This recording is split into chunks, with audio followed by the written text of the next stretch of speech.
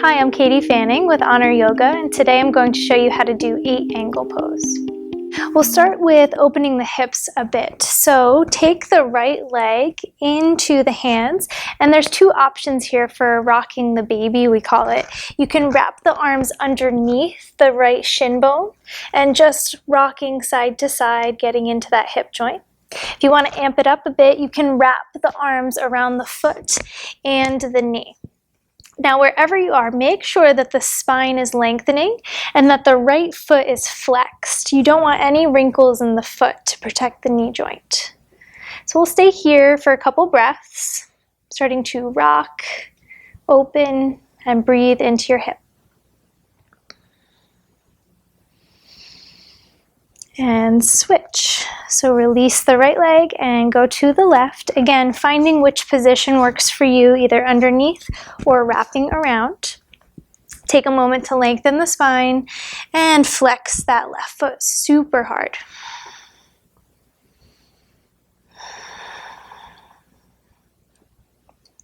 And release. So the most important thing for 8-angle pose is figuring out where to put your body in space. So to do that, we're going to use our blocks. Take one of the blocks and put it on the shortest setting in the middle of your mat. From there, move the right hip onto the block and stretch the legs out as if you're a mermaid. Now, bend the knees and cross the bottom ankle on top. Thread the left arm through the hole that you've created in the legs, then place the hands shoulder distance apart in front of the block. There should be almost a triangle in between the block and your hands. To move into the position of 8-angle, it's just like chaturanga. So you'll use the hip underneath the block to rest as the arms start to bend at a 90-degree angle and moving the feet off the mat, kicking them away. You can play here with maybe lifting off that block to build strength and feel the pose in your body. Okay, and now we'll work into the full pose. So this time we'll use 2 blocks, and I always suggest using blocks when you're working into arm balances for the first time, just because you allow your body to have more space to move around. You can place the blocks on the lowest setting again and make sure that they're shoulders distance apart. This is where your hands will rest. From here, come to the sit bones and again take that rock the cradle position. Take a moment to get the left leg out in front of you and slide those blocks back, still keeping them shoulders distance apart. Now comes that muscular strength. You need to get up to lift the hips up. So you're still wrapping the leg around and then allow the bottom foot to cross on top. Chaturanga the arms, shoot the legs out to the side and gaze over to the right.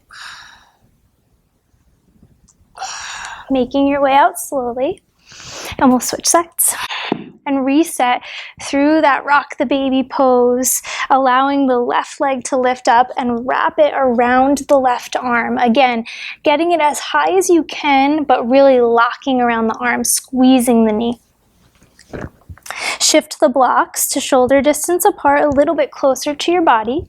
Cross the ankle. And again, use all that energy to lift your body up and bend the arms. Once you're up, squeeze the knees together and shoot the legs out to the side, locking around the left arm. Slowly make your way out and reset. Once you've taken some time to practice with the blocks, you can move them away.